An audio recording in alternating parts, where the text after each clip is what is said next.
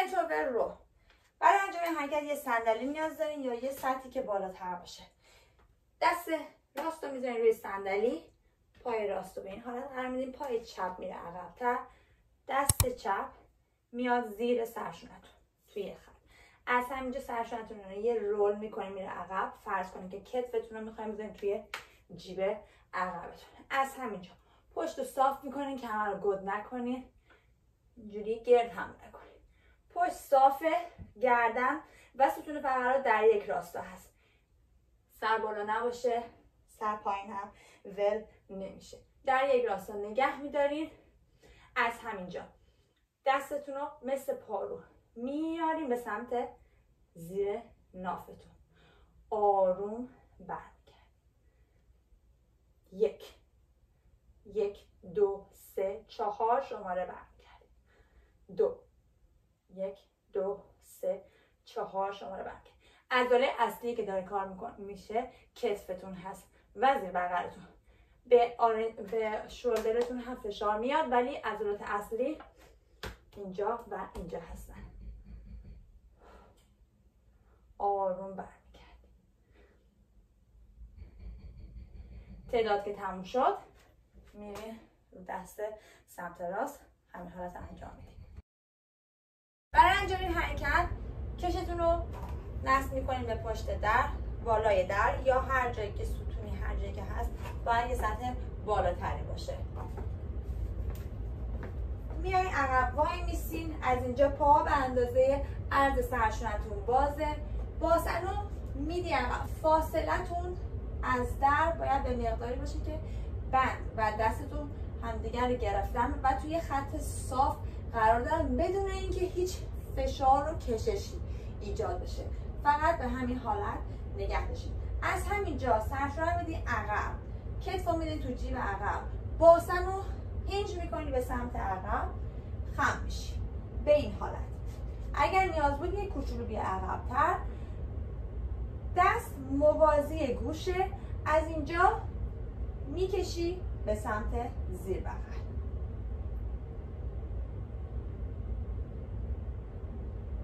آروم برمیگردی.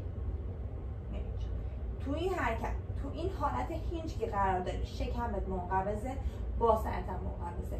اگر نباشه به پایین کمرت فشار میاد.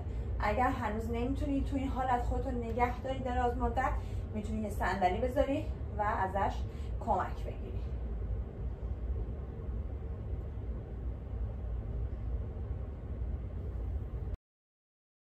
میخوابین روی زمین، روی شکم. از اینجا دستاتون رو میارین کنارتون، کف دست به سمت زمینه، باسن رو منقبض میکنین، شکمتون منقبضه، سرتون رو از زمین جدا به این حالت. دستتون رو به این حالت نگه میدارین، میارین بالا. 1 2 3 4 5 به تعداد تکرارایی که داده شده. حالا دستتون میارین جلو، بدنتون مثل یک تی میشه. میارین بالا. 1 2 3 4 5 تعداد تکراری که رفتین همینجا دست رو به این حالت W قرار میدید. میاد جلوی سرتون، برمیگردین W. 1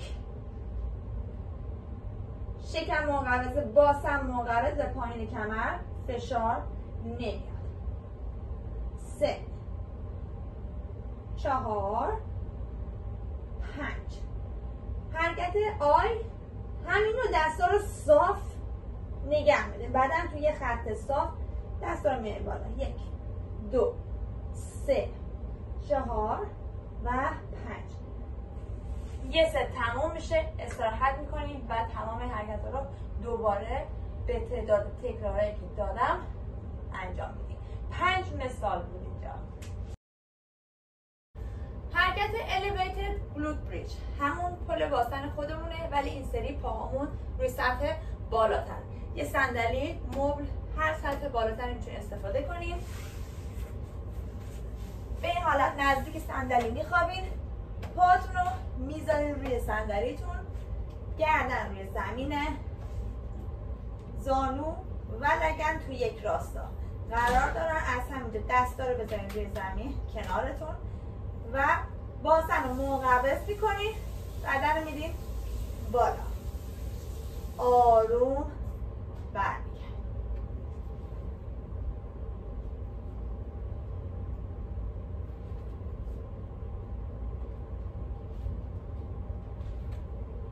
بچه‌ای که گردن درد دارن یا دیسک گردن دارن و این حرکت باعث میشه که تحریک بشه گردنش رو درد بگیره، این حرکت رو انجام ندن.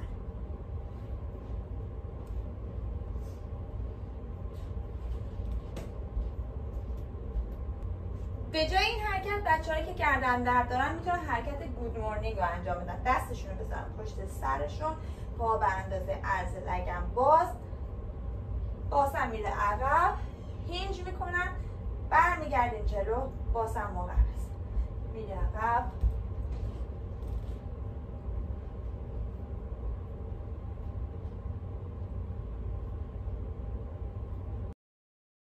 حرکت ریورس هایپر اکستنشن. برای انجام این حرکت به دسته مبل نیاز داریم یا حتی یه میز یه سطح بالاتر.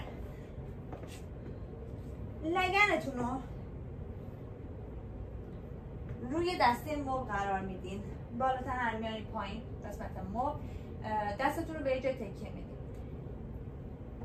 انگشتای پاتون رو پوینت نمیکنین، فلکس میکنین به سمت خودتون، انگشتا به سمت بدنه، فاصله پاها به اندازه عرض لگن و انگشتا یه ذره پوینت میشن به سمت بیرون، یعنی بتونین که این حالت باشن، یه کوچولو به سمت بیرون باز بشن. از همینجا باسن منقبض، پا رو میاری بالا، دوباره بر میگردونی،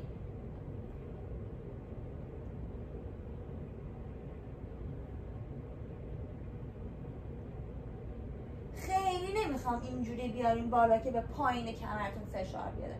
اینجا باسن منقبضه، شکمتون هم کاملا منقبضه تا به پایین کمرتون فشار نیاد. بالاتنه من نمیدونی یک کوچولو بالاتنه‌تون رو گرد نگه میداریم که به پایین کمر فشار نیاد.